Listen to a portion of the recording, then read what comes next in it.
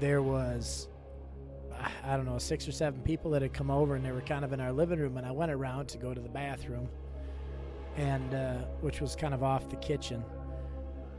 And I went in there, and I, again, was peeing. Apparently, it's only when I'm peeing bad things happen. But quite literally,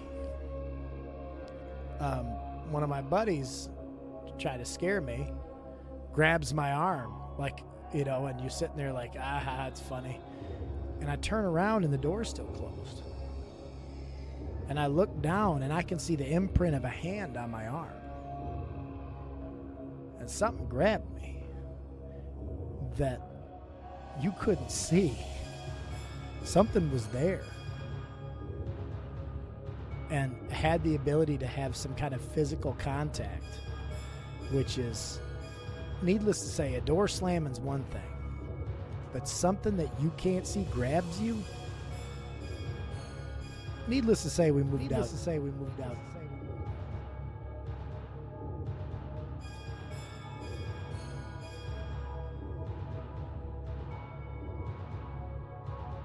Door slamming's one thing.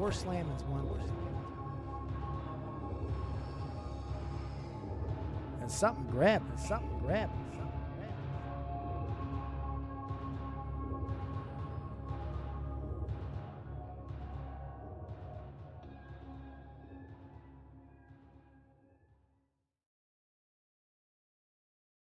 Whether you're pre-trib or pre-wrath, it's important to dispose of the pretense that expensive insurance is something that you're stuck with.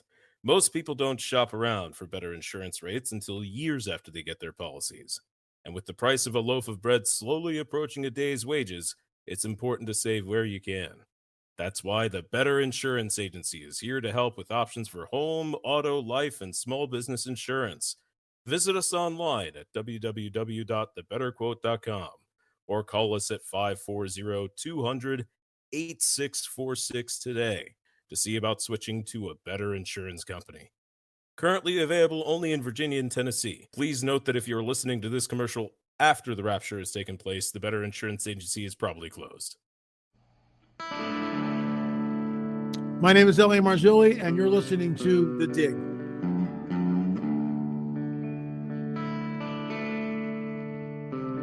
We should read our Bible as men digging for buried treasure.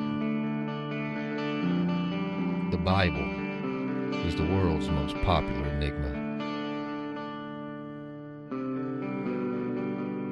Its secrets lost to cultures beneath the sands of time.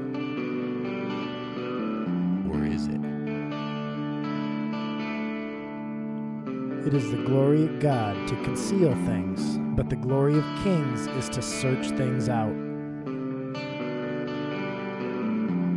God wants you to seek, to read His Word, to look for that knowledge. He wants you to do that. Man, the people at Nicaea, they chopped out 80 books of the Bible. We need to bring those back. There's more bad guys in this thing than a Bruce Willis movie. Oh, yeah. Let's back it up here. I love the intro to your show because it's exactly right. There's these nuggets of gold in His Word. As you guys always say in the show, you got to dig it.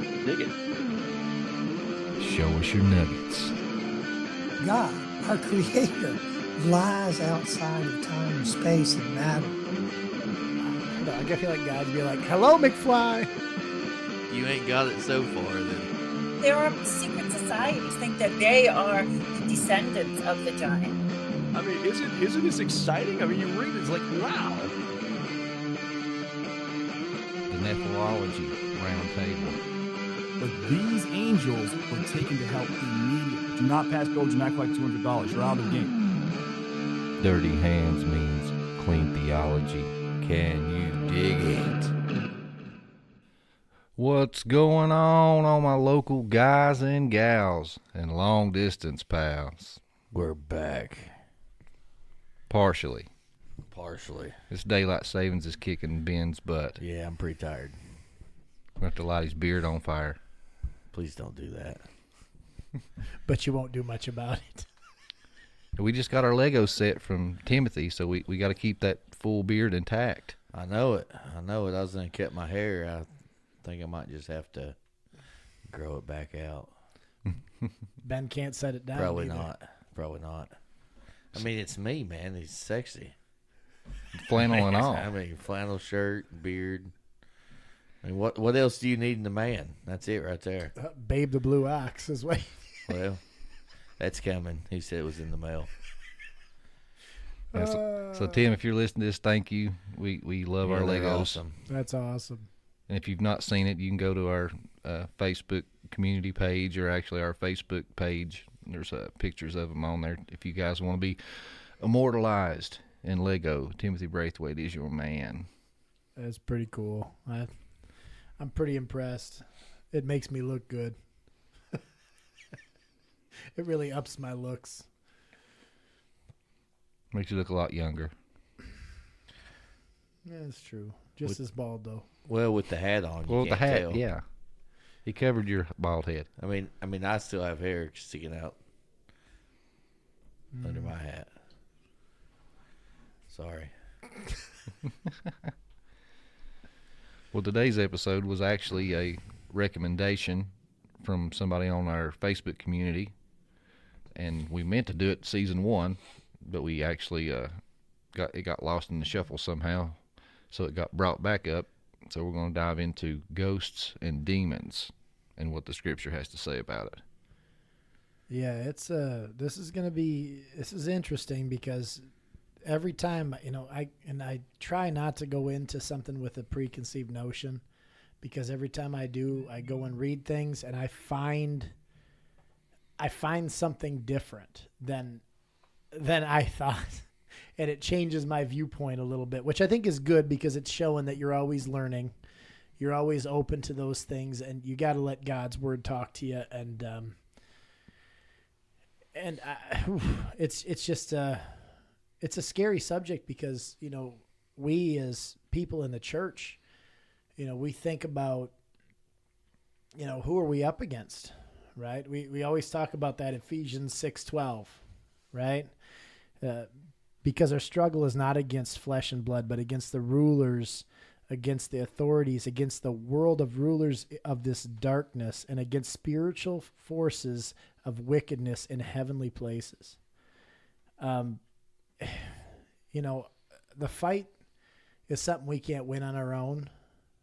It's a spiritual battle that we're fighting, and and actually, if you follow this verse a little farther, it says, then you have to put on the whole spiritual armor of God. And that's something that we have to do. And that's where we find our biblical foundation, in the gospel and reach out from there. But this is a subject that kind of hits home for me because I think most people out there can say they've had something weird or something kind of supernatural happen to them. They've had an experience where you either tried to rationalize it, or, and some people do that. Some people will try to just deny it altogether. Or deny it altogether, or you just could not explain it, right? And in my case, you go ahead. Well, I was going to say, we've talked about this before on some of the other episodes, but we got new listeners all the time. Go ahead. So when I was in Iraq, I think the Insidious, I don't know if it just come out, but I had it on digits on a hard drive. Somebody had it. So I was like, whatever. Well, I'll watch this tonight. Something different. I've never been into the scary movies kind of stuff, but so I turn it on and I make it to the scene where the insidious creature, whatever, the demon, right? He's kind of like up in the crest of the roof, because it's an open roof there in the room, whatever. It's kind of like he's like sitting up there somehow. And man, that room that I was in, it just got so small, and it just weirded me out. So I ended up turning it off. I've never watched another horror movie since then. And it was just like, it was so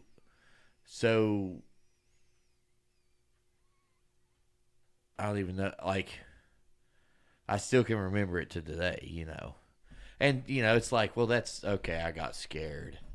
It was a little different than, you know, I got spooked, you know. I couldn't go to sleep. I had to turn on a funny movie, and I turned on Hot Rod, which is just stupid. It's a stupid, hilarious movie. Just to kind of lighten the mood, just because I felt like I was almost choking, you know. Not really choking, but it's oppression. Yeah.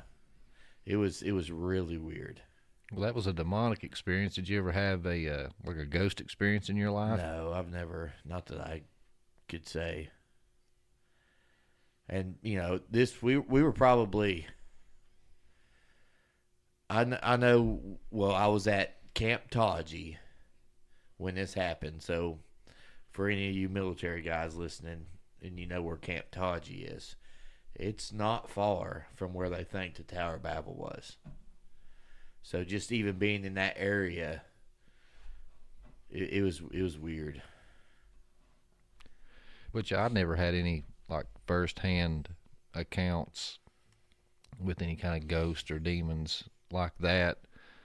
But I do remember my aunt. She was dying with cancer, and my family sat with her in her last days and stuff, and you know, the medicine and the cancer eating at her brain and stuff. She started talking kind of crazy there toward the end, but I mean, it was like really crazy. I mean, military's on the roof, there's people out to get her, you know. But the night that she passed away, she was you know, pretty much in her right mind.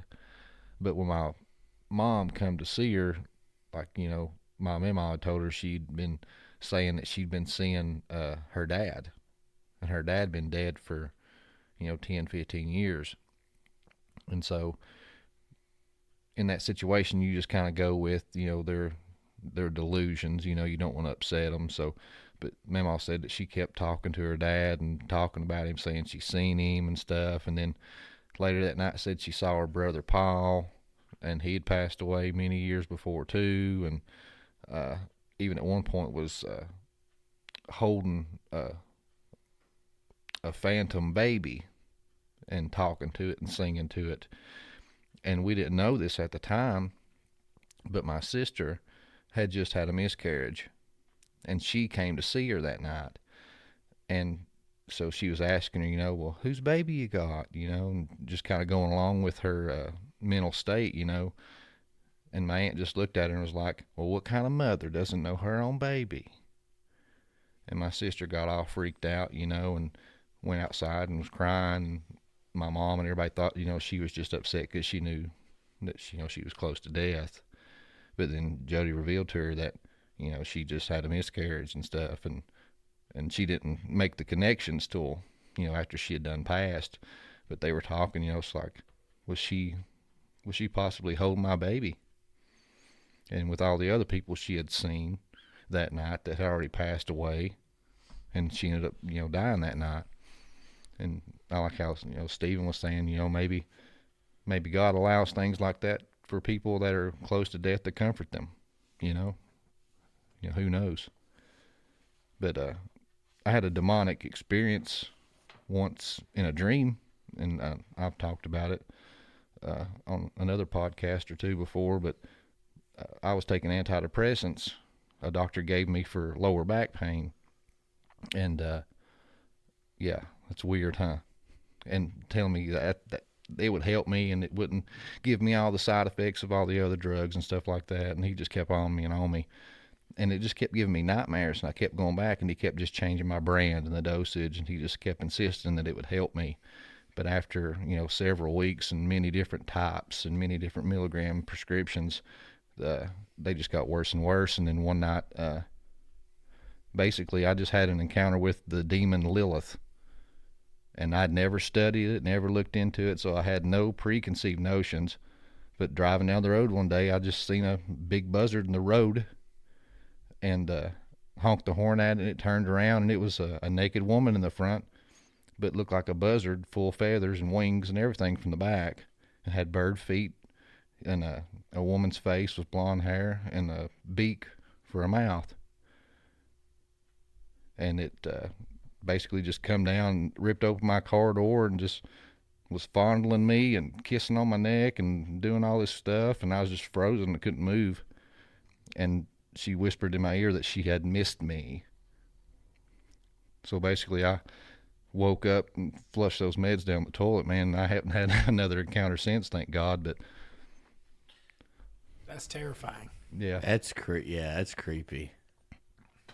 I think in response to kind of your first one, you're talking about kind of your aunt and everything. I think about when we talk about when Abraham passed away, right? Genesis 25:7-8 says,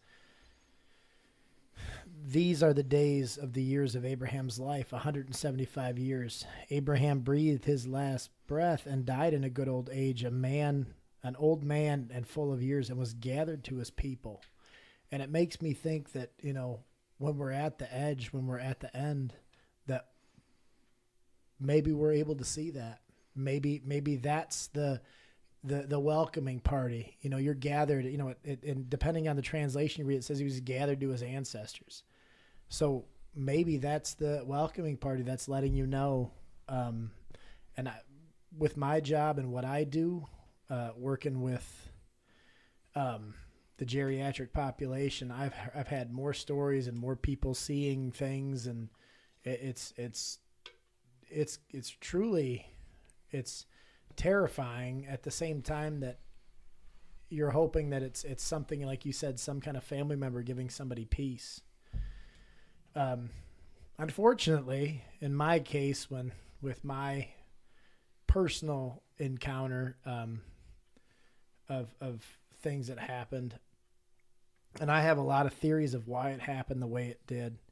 Now, I've talked before about how I definitely wasn't the best young child, but I had lived in my parents' house for a long time, and my parents are extremely strong Christians, phenomenal people. I had the best, upbringing I could have ever asked for, even though I fought it all tooth and nail. But the first time I moved out of my house, and I think I was out of that spiritual protection, for lack of a better word, right? There I go. I said right already. Anyway. Right. We moved into this house. It was me and 3 of my buddies, and it was an old house. Really kind of a cool setup. I mean, just gigantic property, and we had a blast out there. You had 4-wheelers, all sorts of stuff out there. There's a ton of acreage. Just a really good time. But weird things started happening in the house, and it's always those stories you hear. Oh, just something happened, something weird, something was moved, something was misplaced, something was in a different spot, and slowly things started happening, and to the point where I started getting to the point where I didn't like being there alone, because I always felt like someone was watching me or someone was looking at me. And I've never ever been a superstitious person. Never ever thought of things of that nature, but it just was a feeling you get where you have that someone's watching you, that you can't see, like that's that Sylvan dread, like you just can't, you don't know, that there's something there, but you can't tell. And one day, you can sense it, but you can't see it. Yes, but one day my buddy comes and he's like, he comes up to me, and all of us I think sensed it but didn't really talk about it. And one day my buddy comes up to me and goes, the weirdest thing just happened. He said, I was in the shower, and the shower turned off and turned on and turned off and turned on. And I'm just saying, the water pressure in this house wasn't obviously the best. It was an old farmhouse. And I'm like, just some air in the lines or something like this. He goes, no, I saw the handle turn off and turn on and turn off and turn on. It was rotating. And I'm like, well, I'm out. Yeah. So we just, it's one of those things where you do the best you can to rationalize something, but what is the rational explanation for that? So we all started having kind of just weird feelings, weird things happening. And then one night, an evening, we had a few people come over, and they were all out in our living room, and I went down to the Oh, I should say this before that. One night, we're in a house, 4 guys. It's like, 3 a.m. I'm going down to go to the bathroom. It's on the opposite end of the house of the bedrooms, and I open the door and we go in, and I go in. I don't say we. I go in. I was about to say. No, what apparently. What kind of get together was this? No, he's just that scared. He needs someone. Well, I knew. It's like girls going to the bathroom. He needs someone to escort them. Unfortunately, no one was with me, but I went in the bathroom, and it's 4 college guys living in a house. No one thinks twice. It's 3 a.m. Everybody else is sleeping. I didn't even think to close the door when I'm just standing there peeing. And my gosh, the door slammed as hard as you could possibly imagine behind me. Just slammed. And then I stopped. I turned and I looked, and there's got to be a draft. There's got to be something. And every window's closed, everything. There's nothing. There's no reason why that should happen. So I'm just, you try to rationalize something. I don't know, something weird. It didn't make sense, but you just try to rationalize things again. But the clincher came when one night we had a few people over. If that one wasn't already. It gets worse. The clincher happened when Question is, could you finish peeing? I don't remember. Did the wall get wet? There's a chance. But the last time that it happened, because we moved out almost immediately after, but the last time it happened, there was, I don't know, 6 or 7 people that had come over, and they were kind of in our living room, and I went around to go to the bathroom, and which was kind of off the kitchen. And I went in there, and I, again, was peeing. Apparently, it's only when I'm peeing bad things happen. But quite literally, one of my buddies tried to scare me, grabs my arm, and you're sitting there like, it's funny. And I turn around and the door's still closed. And I look down and I can see the imprint of a hand on my arm. And something grabbed me that you couldn't see. Something was there. And had the ability to have some kind of physical contact, which is, needless to say, a door slamming's one thing, but something that you can't see grabs you. Needless to say, we moved out pretty quick after that. And that was one of the sweetest deals I'd ever had as far as rent and everything else. And I think we lasted there 6 months. But I'll tell you, when you sit there and think about these things happening, and I'm not saying everybody's gotten experience to that level or to any of our levels, but I would say that everybody can think in their life to something that they either can't explain, something that was weird, or even being in a place where they felt something evil. They felt something they knew something wasn't right, and they knew they had to leave. Now, was this the same bathroom, like the incident with the shower, and then all of you it? Said it was all the same bathroom. This is an old farmhouse. There's only one bathroom.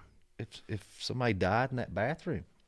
But that's Did you ever do any research on it? No, but that's the thing is if we go down that road of the ghosts and unfinished business and things of that nature, and personally, I don't really believe that. But at the same time, I don't know, it's a hard line to walk because something obviously was there. And it fit all the stereotypes of any movie you've seen. It was an extremely old house. It was like 120 years old. It was kind of in the middle of nowhere. Every floorboard creaked when you walked in there. I mean, it fit it could have been a movie. You know what I mean? It's kind of how it felt. It could have been a movie. But I don't know, and I don't understand. And I think it's important that when we talk about some of this stuff, we're going to do our absolute best to hold this to Scripture and always revert back to there. And when it's not something scriptural, when it's an opinion, that we make sure we voice that, because it's a hard line, because there's really strict rules, biblically about what we're supposed to do and not supposed to do. But I think we need to back this up maybe and maybe go into some prayer, because I'm getting the chills all of a sudden. So, which we discussed, pre-roll. We wanted to share our personal experiences with we usually have banter to start off with, so we wanted to share some of our experiences before we went into the word. So yeah, lead us off in prayer, Steve. Dear Lord, thank you for everything you've given us. Thank you for letting us be here, giving us this platform to be able to try to reach just one more person for you. Please, Lord, help us reach that one person. Help us continue to flourish by following through with your desires, with what your will is.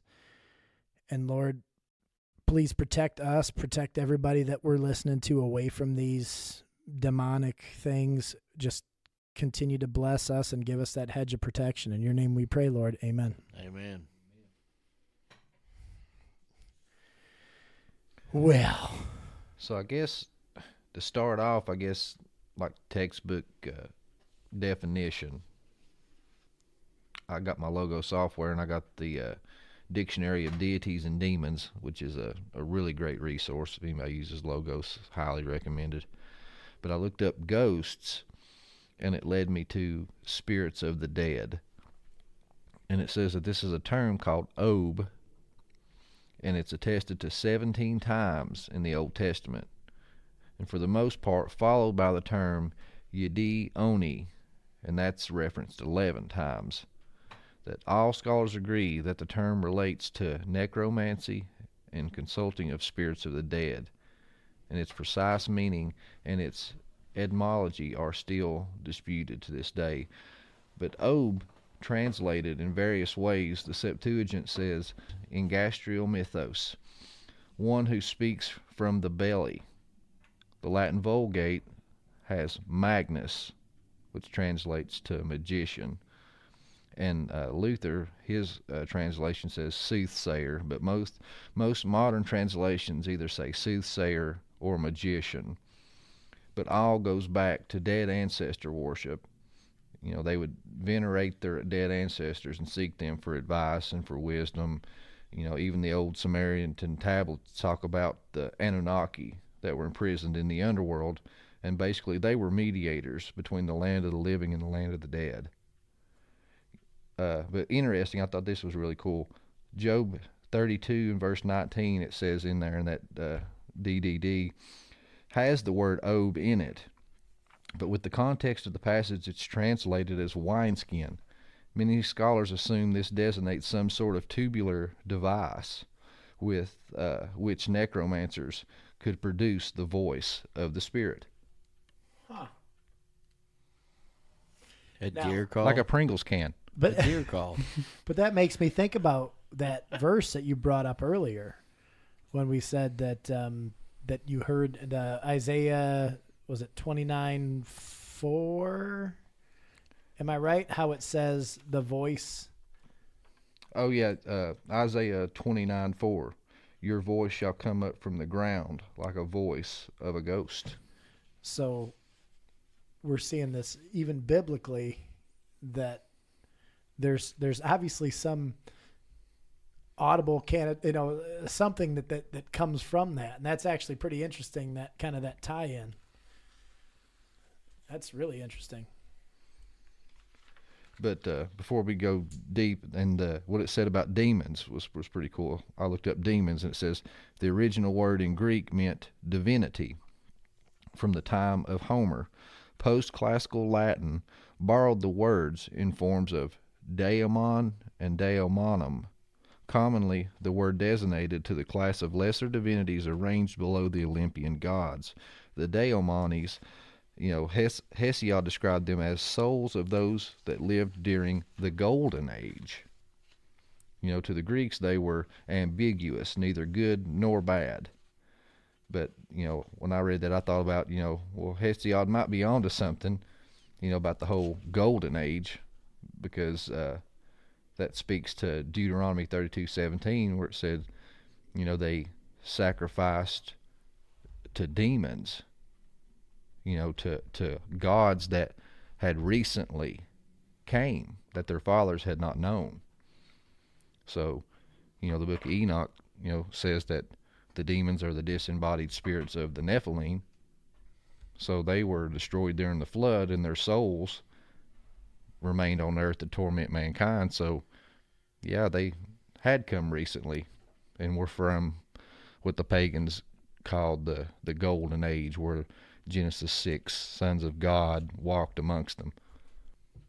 Kind of hedging off that I guess when it was talking about, and when I looked in that other Greek word that I pulled up from that meant ghost was also pneuma. I don't know if you saw that when you were looking through there. I'm not sure. And Hebrew, nephesh. And both meant breath, life, spirit, or living principle. So referring to the ghost. And I think it's pretty interesting because going back into, the antiquity, giving up the ghost meant to die. When you gave up your ghost, that was death.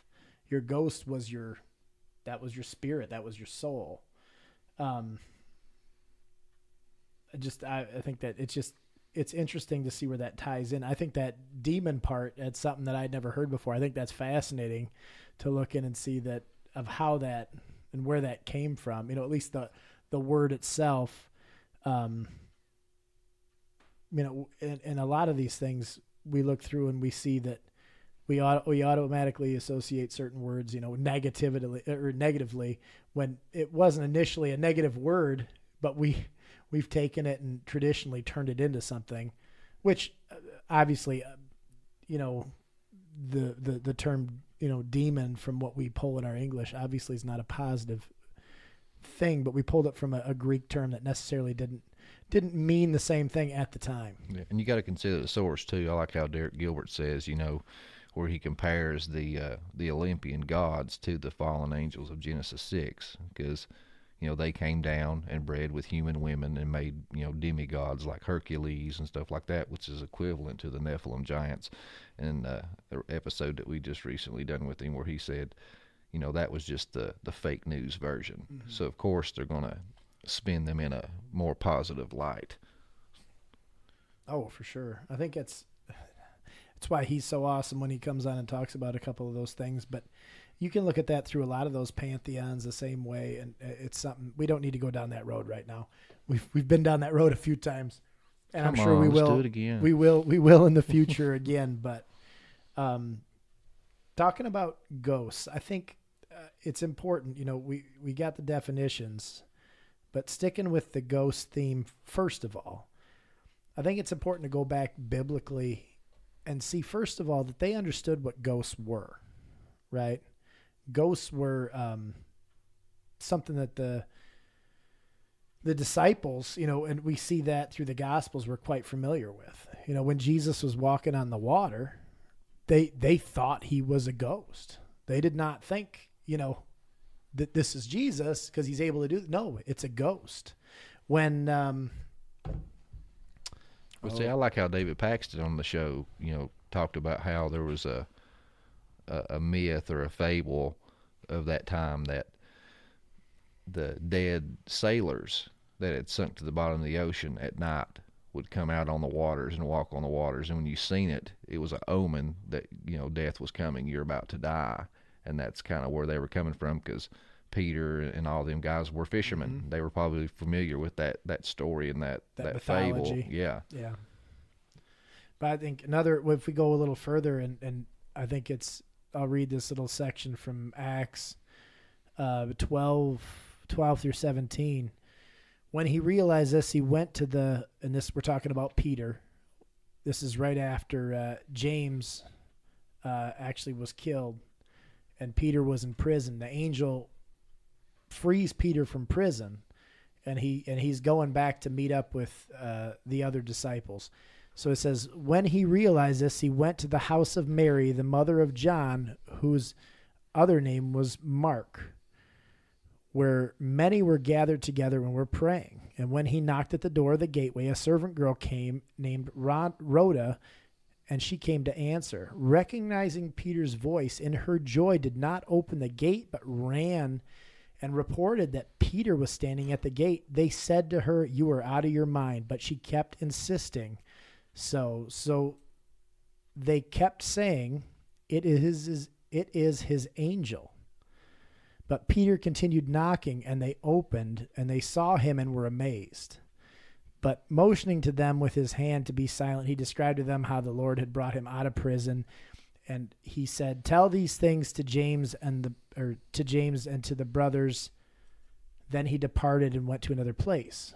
But we have to look at the verbiage here when we're going through here. They're saying it's his angel. They're saying it's his soul, or his guardian angel is another way that it's been verbalized, that his angel was coming to them to tell them that hey, they killed him. He's passed on. So just another part where they're seeing something spiritual, something outside the realm that I think is just fascinating, that kind of pulls us all in, kind of pulls it closer together.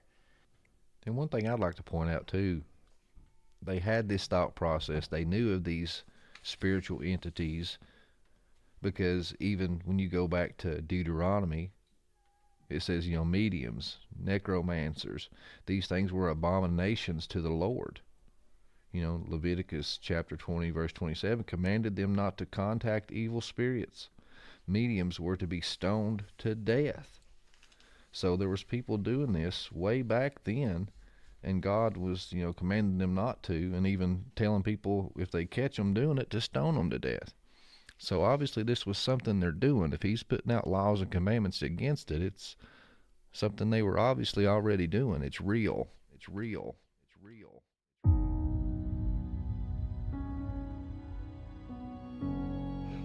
My name's Nick. I'm the owner of Kevlar Joe's, and I'm the roaster. I'm an Air Force Security Forces veteran, a dad to 3 wild boys, and a husband to my wife, Crystal, and a coffee enthusiast. From a family in a small town in Missouri, we started with the simple idea of crafting a perfectly bold cup of coffee. Inspired by wellness and countless pots of stale coffee while deployed, we wanted to craft a bold, clean, and smooth coffee. So we did. And we realized we wanted to share this coffee with our friends. Lord knows we could all use a good cup of coffee right about now. From the farm to your coffee cup, there's nothing like a good, well-crafted, and bold cup of coffee. No matter what time of the day, it's there to pick you up, motivate you, and relax you. We hope you enjoy our coffee. Be bold, be humble, be Kevlar. And you can find Kevlar Joe's Coffee Company anytime you want at www.kevlarjoe.com. And for listeners of the Dig Bible Podcast, use the code, all caps, DIG20, whenever you're checking out to get a 20% off discount. Enjoy.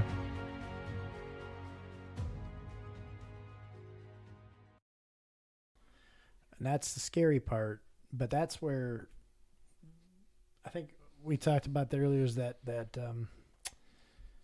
quote from that Premier Christianity, when we're talking about the conjuring up of things and spirits of that nature. They have this where they said biblical prohibitions on initiating contact with the dead actually tell us this is possible, for God does not deal in absurdities, forbidding that which is impossible to perform. I think it's important to know that they understood ghosts. They saw these things, and that was their first thought. They thought Jesus was a ghost when he appeared to them after the crucifixion, and then he appeared again because Thomas still didn't believe. And even after he rose, he still says, "I'm hungry. Get me something to eat." Like he shows back up, and they thought he was a ghost even then. And I mean, with good reason. They had saw him die. But the fact of the matter is, they knew what ghosts were. They were familiar with that term. But, sorry, I am jumping around all over my notes. You're going to have to cut a bunch of this crap out, just so you know. Crap out. Just trying to give them more work. I think one other thing, and we talked, this is I think a really important one when we talk about apparitions or things that, we talk about things that are maybe in that spiritual realm that are not demonic. And I love, and it fascinates me, and I'd love to see this because I believe that this is around us more than we think it is. But when we talk about 2 Kings 6:15-17, right? This is talking about when Elisha's with his servant, right? And his servant's really all concerned and thinks that, they're done for, right? And says, when the servant of the man of God rose early in the morning, he went out, and behold, an army with horses and chariots was all around the city. And the servant said, alas, my master, what shall we do? He said, do not be afraid, for those who are with us are more than those who are with them. Then Elisha prayed and said, O Lord, please open his eyes that he may see. So the Lord opened the eyes of the young man, and he saw and beheld the mountain was full of horses and chariots of fire all around Elisha. So you're seeing that there's supernatural things all around us. There are angels, there are demons, and the ghosts are probably the most debated part of this whole subject. But when you see this, that there is a spiritual war, there's supernatural things that are happening around us. And I think a big part of that, and when we get in further, when Justin was just talking about all the different times that God warned against those things and warned against the necromancy, and he warned against speaking with the dead, and he warned against mediums, necromancers. This is not one of those things. I have a feeling that when you look at the Bible and you see things over and over and over again, there's a couple reasons that can happen. First of all, it could be just a really important point that God really wants to get through. Second of all, it could be like, you're doing it again. You're doing it again. Stop, knock it off. You're doing it again. And I think that's when you see these times, that all the times it says they fell away and they went and worshiped other gods and did these things, that they're going back to consulting these mediums. They're going back to consulting, going to the necromancers and the people who attempted to speak with the dead. Even Saul, he outlawed this practice of this, and then ended up going and trying to summon Samuel. But and I think it's pretty interesting because I think Justin's got a pretty interesting theory on this that I'm going to let him dive into. Well, just for those that may not be familiar with the story, let's go into that. So in that story, God has went silent with Saul, and he's seeking the counsel of the Lord, and he's just not responding. So he gets desperate. In 1 Samuel 28, starting in verse 6, it says, and when Saul inquired of the Lord did not answer him, either by dreams or by Urim or by the prophets. Then Saul said to his servants, seek out for me a woman who is a medium, that I may go to her and inquire of her. And his servant said to him, behold, there is a medium at Endor.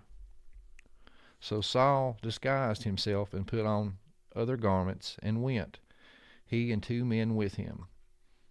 And they came to the woman by night and said, divine for me by a spirit, and bring up for me whomever I shall name to you. And the woman said to him, surely you know what Saul has done, how he has cut off the mediums and the necromancers from the land. Why then are you laying a trap for my life to bring about my death? But Saul swore to her by the Lord, as the Lord lives, no punishment shall come upon you for this thing. Then the woman said, whom shall I bring up for you? And he said, bring up Samuel for me. When the woman saw Samuel, she cried out with a loud voice.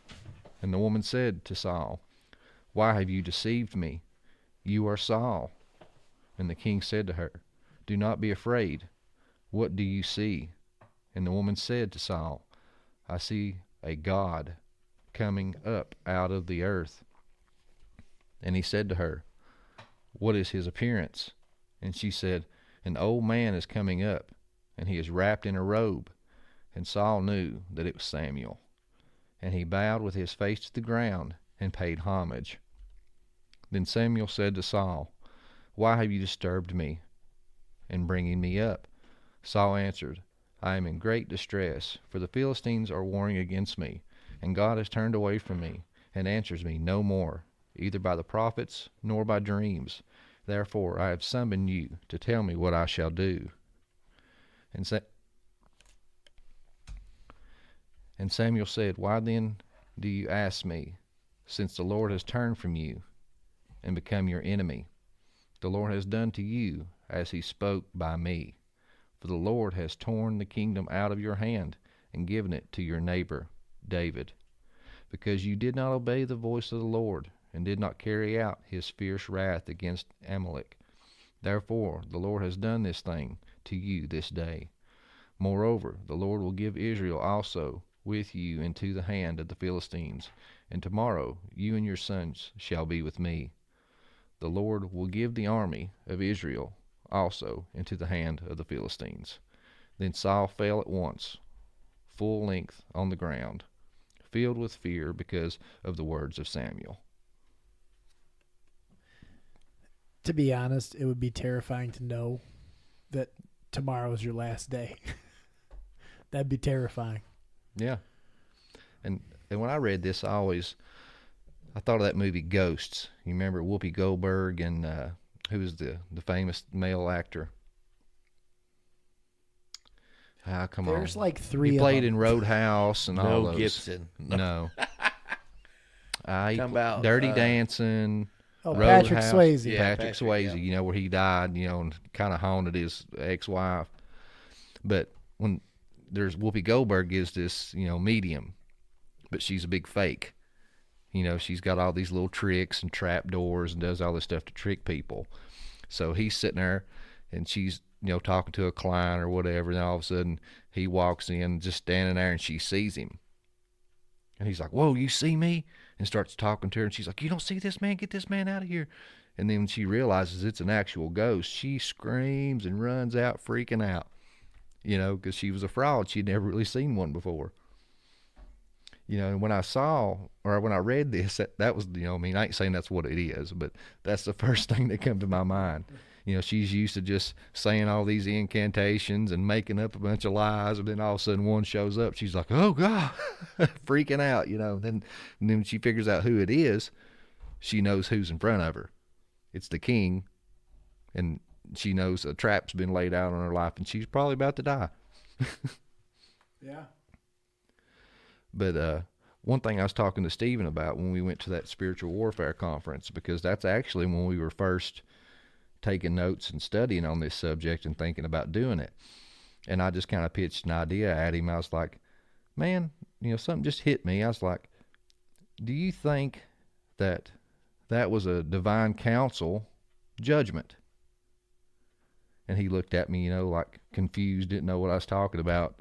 And I said, "Well, like normal." Yeah, give me that blank look, But 1 Kings chapter 22 is the story of King Ahab. And he's wanting to go to war, and he aligns himself with this king, and this king won't go to war with him unless the prophets and all the signs show that they'll be victorious. So he consults all the prophets, but they're not prophets of Yahweh. And all the prophets are saying, "Yes, all signs point to you'll be victorious," and give him all this good news. And then this other king's like, "Well, have you talked to the prophet of Yahweh? What has he said?" And he says, "This prophet, he speaks but nothing of evil of me. I will not consult him." And the king basically says, "I will not go to war with you until you talk to the prophet of Yahweh." So they call him up, he comes up, and he says the same thing. "You're going to be victorious. You're going to be king of all the land," and all this stuff. And he just knew he was being facetious. So he threatens to kill him if he doesn't tell him the truth. So then he comes out and says, "I was called up to heaven to the divine council, and I saw Yahweh sitting on his throne and all of his host in front of him. And Yahweh spoke from his throne and said, Ahab is to die. How will we carry this out? And basically it says that one spirit suggested this, one spirit suggested that, and then finally one come forward and said, I will go forth and be a lying tongue to his prophets and deceive him into battle. And Yahweh said, go do your thing. So that's why all these prophets were seeing signs of the thumbs up giving him to go, because God allowed a lying spirit to deceive them all and come forward. But he done that to accomplish his end goal, to kill King Ahab. So I told Stephen, I said, what if this was another divine council judgment being done the same exact way? The Lord had silenced himself and wasn't talking to Saul anymore, done anointed David to be the king. So they decided that he was going to die in battle. So what else better way to destroy his spirits than to send his old prophet and friend to tell him, yeah, you're going to die and you and your sons are going to be with me tomorrow. Just totally crush his spirit the day before battle to ensure that he was dead. Yeah. I mean, 100%. It makes sense. I could see that happening. I see the logic behind it. I don't know. Like I said, it's hard because in the other one, it tells us exactly what happens. In this one, it just says Samuel comes up. So it's either way, I guess in the end, it's speculation. It's speculation, but in the end, I actually believe, because I believe that people can physically, when we talk about ghosts and we talk about things of this nature, all these different regulations and rules that God brought up, right? Everything we see, especially in Deuteronomy and Leviticus, you see it warns against all these things, and, talking to the dead and seeking those things out. And why is that? Is that because we don't know who for sure we're talking to? Does that mean we can't call on, the spirits of the dead? And believe me, first and foremost, God warns against it. These are things that we are not to do. And when I say, attempting to speak with the dead, that's Ouija boards. That's tarot cards. Yes. Any of these things that you do that you're trying to, even these ghost hunters you see on TV, they have these little EMF and recording things, and they put this stuff down and they try to talk to these spirits. They're doing the same thing that they were trying to do thousands of years ago, but they're trying to use it in a more technological way that they're doing right now. And these are all things that God warns against. Do not attempt to talk to them. You don't. And I truly, and this is, once again, this is my belief. This is not a scripturally based thing. This is my belief, is that it's because you don't know what you're conjuring up when you do those things. You don't know who you're talking to. You might think you're talking to great Aunt Matilda, but that's a demon, the old sheep or the old wolf in sheep's clothing, right? You don't know what you're calling up. These are powers that are beyond us, stronger than us, that have been around for thousands of years, longer than us, that we can't contend with without God. And when God warns against something, there's a pretty good reason, especially when he warns against it time and time and time again.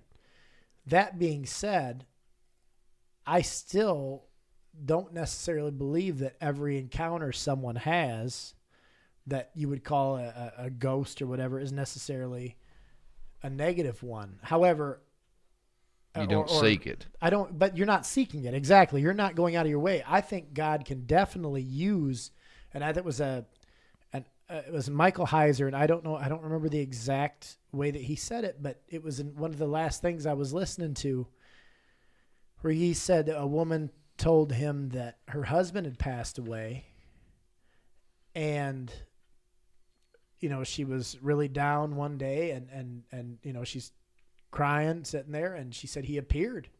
He was there, He came over, gave her a kiss, gave her a hug, whatever, and then disappeared. He was gone. And I don't see how you could possibly turn that into a demonic encounter. Like, I could see, they always say that the devil can, show himself as an angel of light. However, in this case, this guy comes, he comforts her. He's letting her know he's okay. He's with God. He's in a better place. You can't tell me that God can't use someone to comfort someone. I think that that's quite possible. And to be honest, if you would have asked me that 6 months ago, I'd have probably told you somehow it was a demon coming after you one way or another. And it's one of those things where some of that stuff's left up to our interpretation. But if you really look at those things and we think about a lot of the different, ghostly encounters, and I've heard people say, and even what Justin was talking about at the very beginning, there's some consolation. You see that, and actually a very similar scenario is when, David has a baby who gets sick, right? King David has a baby who gets sick, and he's in mourning, he's praying. And then the baby dies, and the servants don't want to tell him, and he overhears them talking. And he says, the baby has died, hasn't he? And they were terrified to tell him, but they said, yeah. David goes back to his room, cleans himself up, and goes back about his normal business. And he starts eating, and all his servants come to him and say, how can you do this? And he goes, when he was still alive, there was hope that God could heal him. But now that he's passed on, he goes, he won't come to me. I'll go to him. Knowing that baby's in heaven. Knowing that baby's there. So there's some consolation in that case, like what you're talking about with your aunt and your sister, knowing that that's a gift. Being given that comfort to know that you'll still see that baby. She'll be there. And it's just, I think that's where the Bible is such a amazing tool, is that it opens up so many doors for us. And it lets us really, really see through the veil without seeing through the veil, if that makes sense. It gives us a glimpse into that supernatural world. And it gives us some answers. It gives us comfort. It lets us see things. It gives us, hope. But I digress. Once again, I'm way off course. I apologize. I do that all the time. If we're talking about, necromancy and mediums and stuff like that, one hidden gem that we had found from Derek Gilbert was from a mistranslation that I thought was really interesting. This study, I don't think, would be complete without throwing that out there. It's a little hidden gem. But in 2 Samuel 21, I think it's in verse 15, where it talks about David's encounter with this giant. And it says Ishbi ben Nob.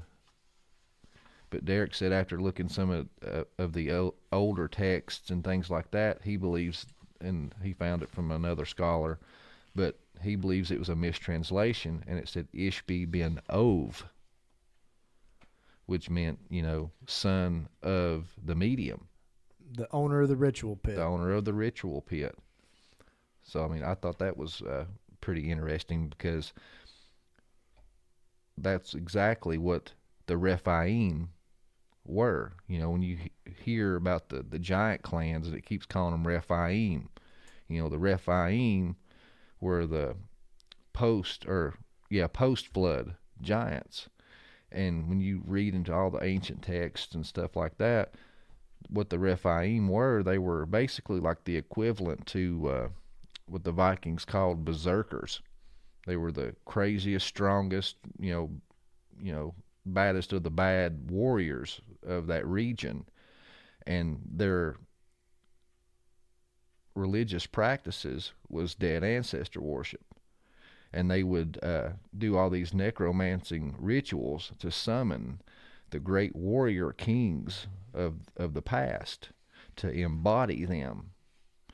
and they would do this, and they even found like stelas and stuff like that at Mount Hermon, and in one of their rituals, they would go up the mountain, and they even found a pit up there that they would circle this thing counterclockwise and ascend up to the mountain, do their sacrifices and their ritual, and call upon these dead ancestors. And it was said that they would ride for 3 days through the abyss to arrive to this, portal, Stargate, whatever, to come in to the world and embody these people.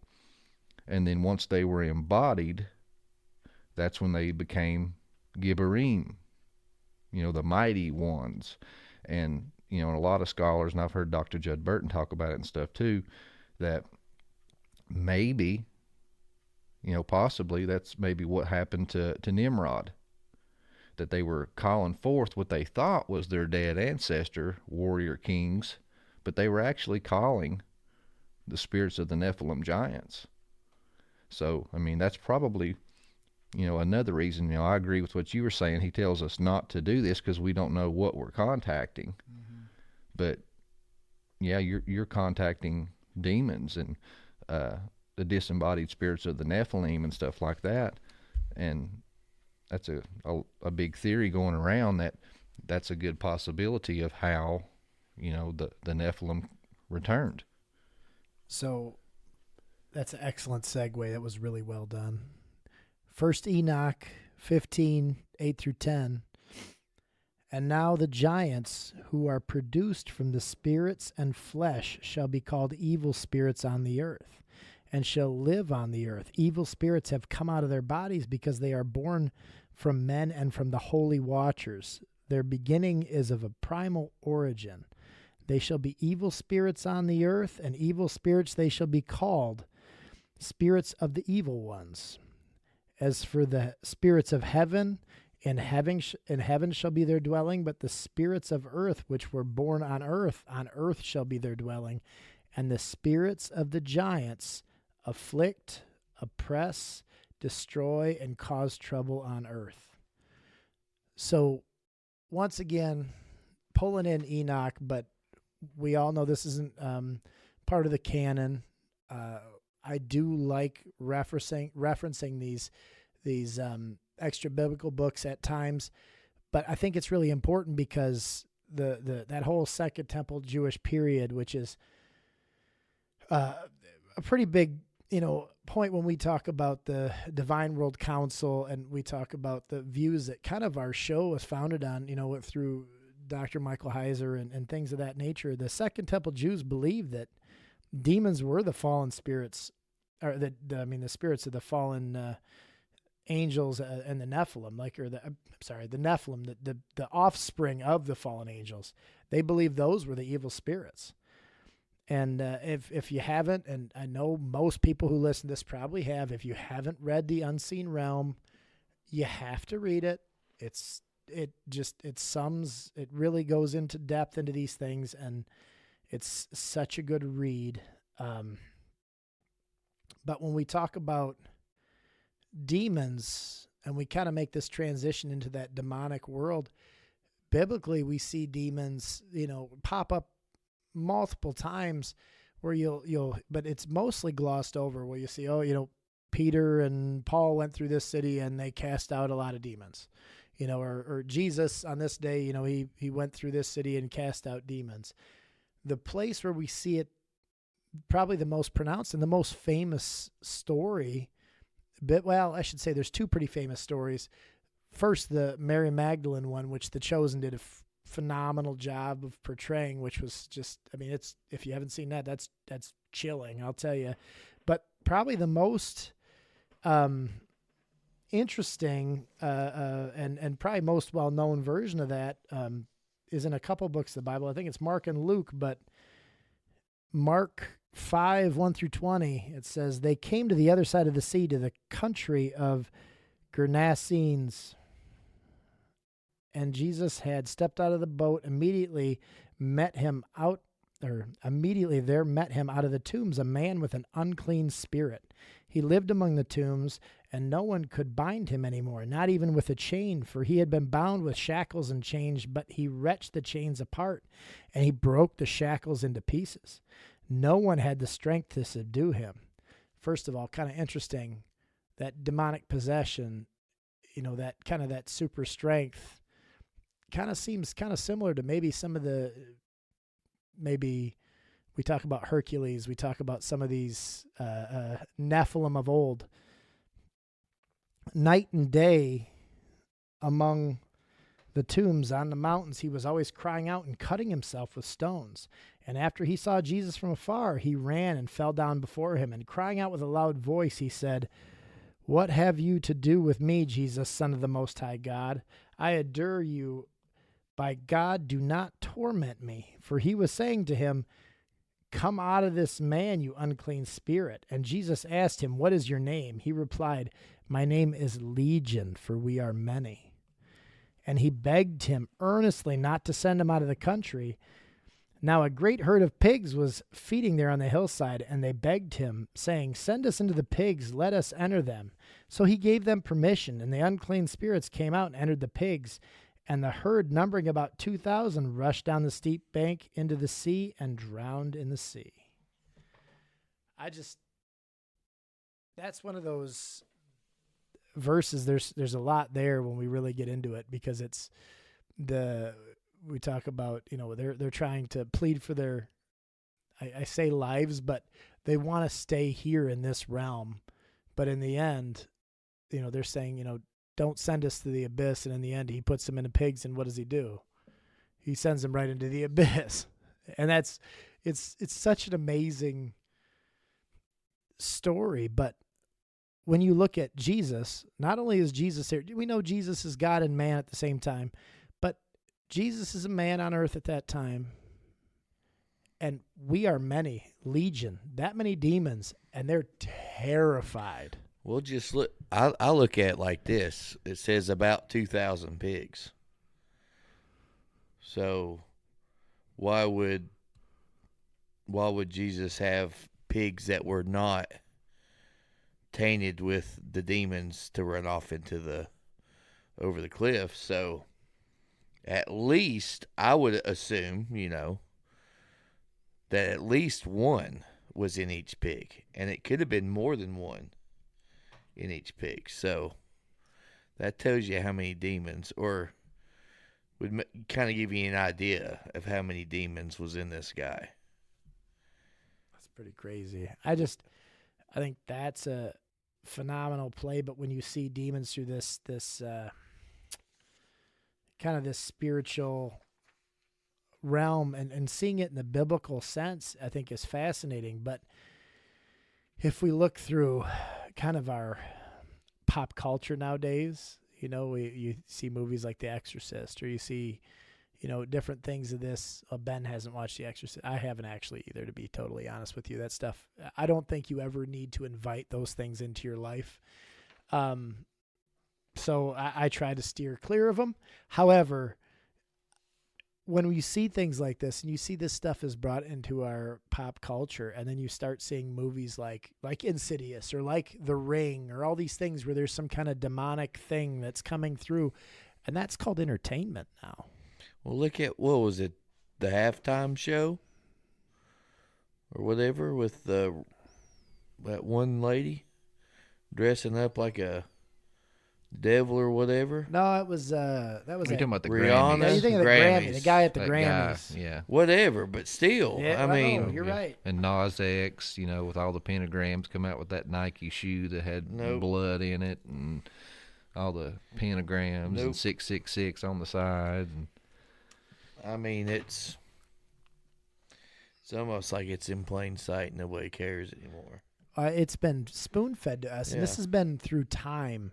This isn't just a overnight thing. I think some of us, and I think some of us would say that some of us are awake and some of us are not, or some of us are willing to see and some of us like to close our eyes to it. But I think it's important to look, we see this biblically. We see demons throughout the Bible. We see all the different warnings of certain things we're not supposed to do to conjure things up. And I think we've seen that some of our present day things, I think it was Vicki Joy Anderson with her book always, and it was one of those things that really, I think a lot of the people that we've talked to have had certain things, but I think everybody has something that sticks with you. And the one thing that she said that stuck with me is, you know, we as a Christian, we're not going to open the door to those things, but all it takes is leaving the window open a crack. We're letting something in. Say you're going and watching some of these movies, or you partake in, oh, you know, I played around with the Ouija board. It's just a stupid board game I bought at Walmart. You're cracking the window open, and that's all it needs. So we see that in present day things, and I think it's important that we understand that this, you know, when we're reading, a lot of people like to think and read the Bible and say, oh, these stories, oh, they're great stories, they're good life lessons, and they don't think they pertain to us nowadays. Well, even the spiritual blindness is what gets me, is when you read the Bible, it talks about plainly all these different instances where Jesus and Peter, Paul, all these guys are casting out demons. And most of the time it refers to them, you know, as causing sickness and illnesses and things like that. And he even says, you know, he commands you to do these things. You know, when he sends them out and they come back and they're all rejoicing, oh, even the demons are subject, you know, by your name to us. And that's when he makes that famous quote, you know, I saw Satan fall like lightning. So obviously he was teaching them and condoning and telling them to do these things. And today you have so many Christians that call deliverance ministry a sham, a fake, a phony, and laugh and mock and make fun of these people and call them, you know, charlatans and, you know, snake oil sellers. You know, I had the privilege of talking to Pastor Greg Locke. You know, he never even believed in, you know, talking in tongues or demon, you know, exorcism or any of these things. And the Lord showed him, you know, he converted, he changed his church plumb around and dove into deliverance ministry and has been casting out demons in Jesus' name and just recently, you know, done a movie. But when I shared that episode, you should have seen some of the people commenting, Christian, you know, quote unquote Christians, you know, laughing, telling me, you know, that he should be ashamed of himself and, you know, he's a charlatan, that's not real, that's all fake. And I tell them, you know, I had a conversation with one guy and I was like, well, what about the parts of your Bible where Jesus casts out demons? And he's like, oh, well, Jesus can, but he's the only one. People can't do it. And I was like, well, what about Paul and Peter and all these, you know, men that done it? Oh, well, that's because Jesus was there with them and he you know, transferred some power to them or something like that. And just, you know, I mean, just totally just people just pick and choose what parts of the Bible they want to believe. And basically, like we talked about the founding fathers, if it's out of their realm of reason, it's not true. What was the difference when Peter, Paul, any of the apostles at that time, after Pentecost, what was the difference between them and us? Oh, they had the power of the Holy Spirit. What do we have? Oh, exactly. He's living inside us right now. We have that power. He said, you'll do greater things than I. Yes. When the Spirit comes. And that's the thing, is that I think partly when we talk about the Holy Spirit and we talk about that part of God that lives inside of us, that does help us with some of that discernment, that does help with guidance, you know. And I think that it's really, really important to understand that when we read the book of Acts and we talk about all those things that they did, and it's part of our Bible study right now that we've been going over, we read all those things they did, that's part of the Great Commission, right? It's the Great Commission is just not go like, Jesus died for you, that's it. That's not the Great Commission. The Great Commission is go out to all nations. And what did they do? Not only did they preach the gospel, but they cast out demons. They healed the sick. They did all these things. And my gosh, God says even the faith the size of a mustard seed can move mountains. And it's one of those things where it's hard to comprehend. It's hard to comprehend for me. I know that God gives us that ability. He gives us that allotment, but it's our faith that holds us back, or lack thereof. But it's really important that we understand that that's really, there was people, when we talk about Acts, there was it Simon the magician was trying to buy the power, right? You have, what was I can't think of the verse offhand, but where it says, Jesus I know, and Paul I'm acquainted with, but who are you? Left beaten, naked, and afraid. And and honestly, I know this probably ain't very Christian of me, but what makes me mad, it makes me mad that people like that guy I had that conversation with, who are professing Christians, are giving all the power to Satan and these demons.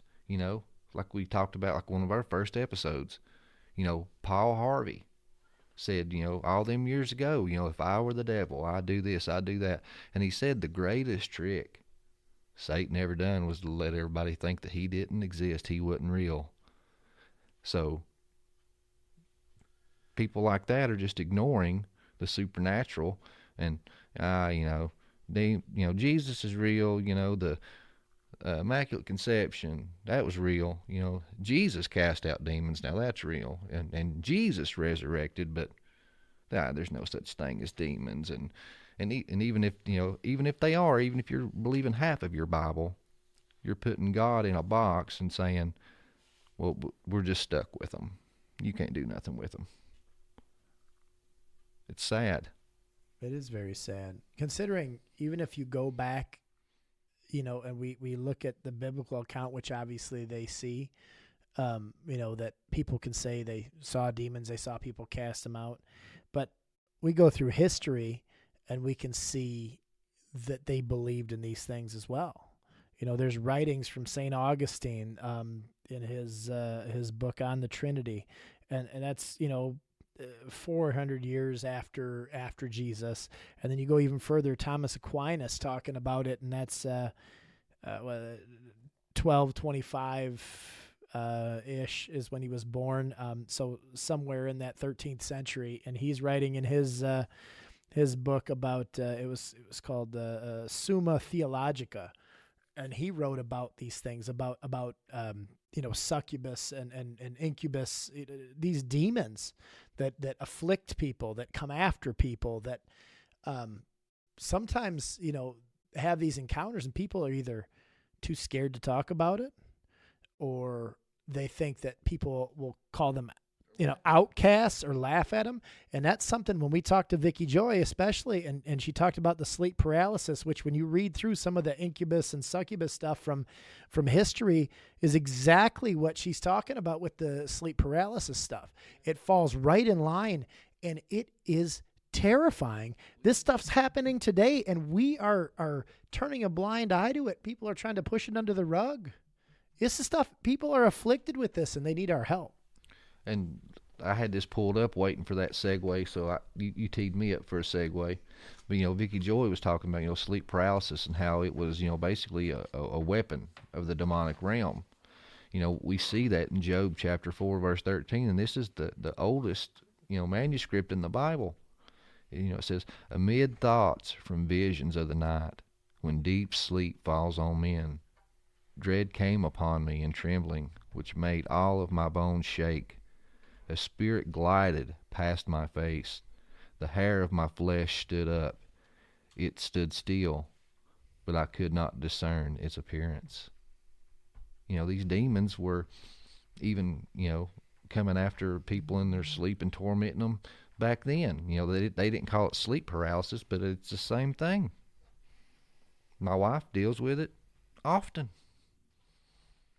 That's just and I think that's something too, and a lot of the people that do listen to this, I know, Some people are learning, kind of coming along the way. And to be totally honest, I'm learning every day as well. And the day that you stop learning, then you're not trying.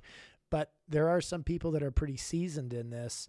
And I think that it's really important that we have to make people understand that this stuff happens. We have to let people understand that they're not alone, that there's things out there that are tormenting people, and they're too scared to come forward. They're too scared to talk about it. And actually, it was when we were at that conference. She sat right at our table, and she sat next to us, and she goes, I've been dealing, and she was talking about sleep paralysis. Until after we were talking about Vicky Joy and yes. She opened up because she felt it was safe to. Yes, because she felt she was in a safe place to talk about it. I said, oh, you're going to love her for that exact reason. And it's one of those things where we have to be there for people that are going through things. We can't be the ones that condemn people. We can't be the ones that look at somebody funny because they say this or that happened to them. You think about some of the stuff that happened. Don't be Christian Karens. But think about the stuff that we said happened to us at the beginning of this show. Oh, dear God. Think about the things that we said happened to us at the beginning of this show.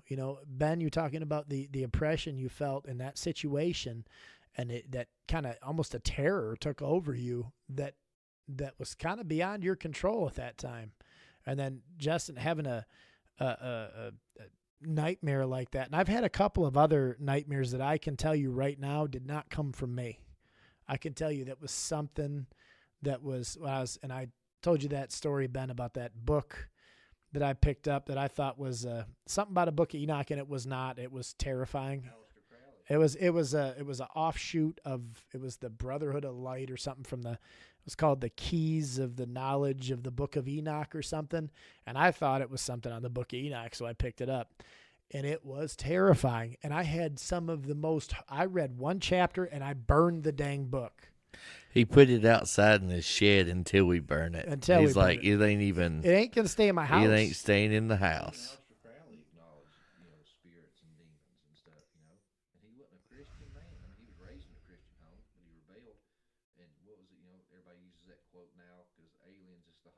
Mm-hmm. He said, what they call demons today, they will call something else tomorrow. Exactly.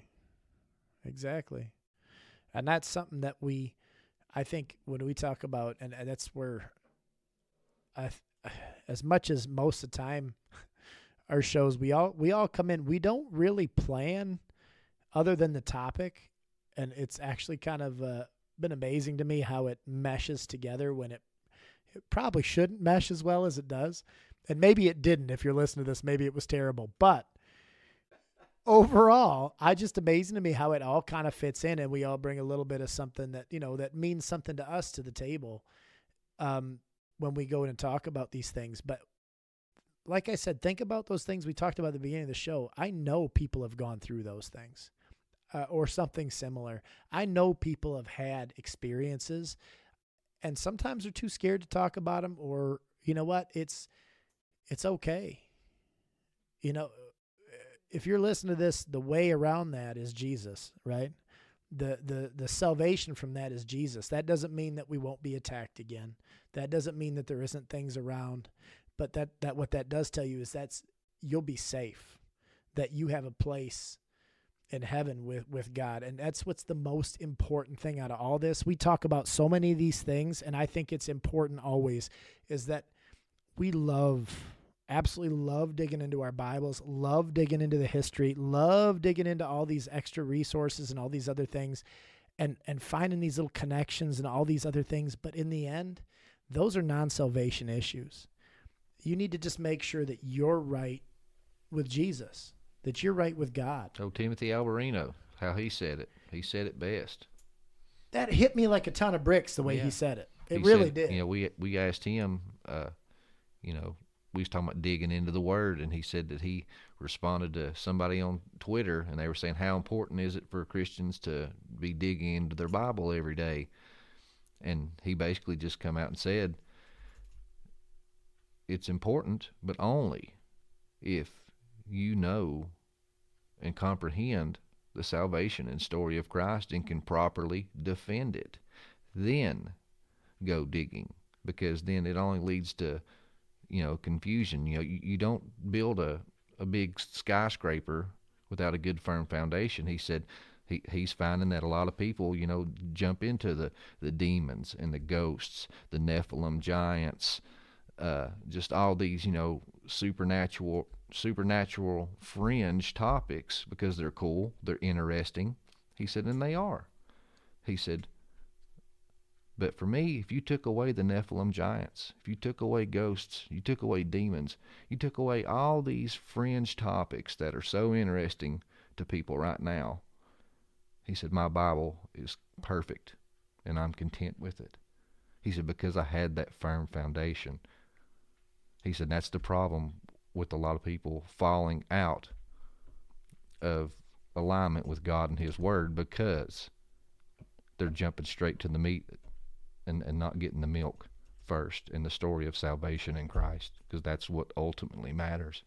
100%. That hit me really hard last week, and I think that's where, I've said it a bunch of times, and that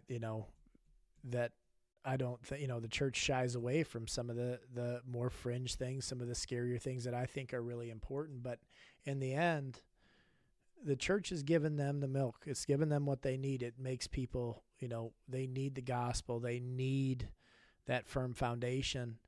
And then you jump into this, and then you start digging, and the information is limitless. It just goes and goes and goes. The rabbit trails that we go on all the time are just, and this is not even when we're sitting here talking and recording. It's just when we start talking, it's like, oh my gosh, oh my gosh, oh my gosh. It just keeps going.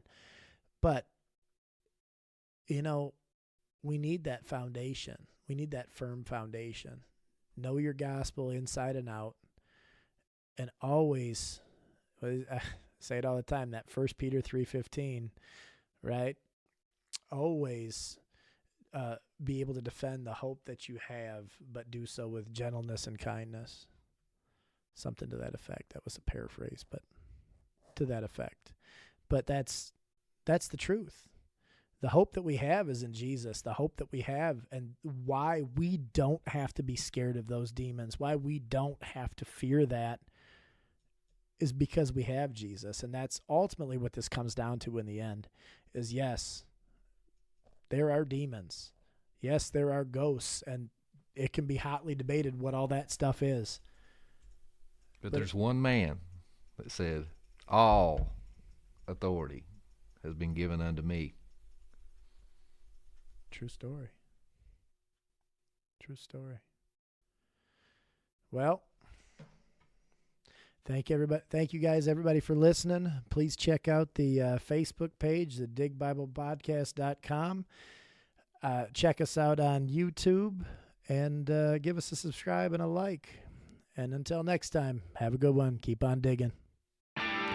We thank you for listening to the Dig Bible Podcast. Questions, comments, or future episode ideas? We'd love to hear from you at the dig423@gmail.com. If you enjoy our content, don't forget to share, subscribe, and check out our Facebook group at the Dig Podcast. Remember, you can't lean on a shovel and pray for a hole. You gotta dig.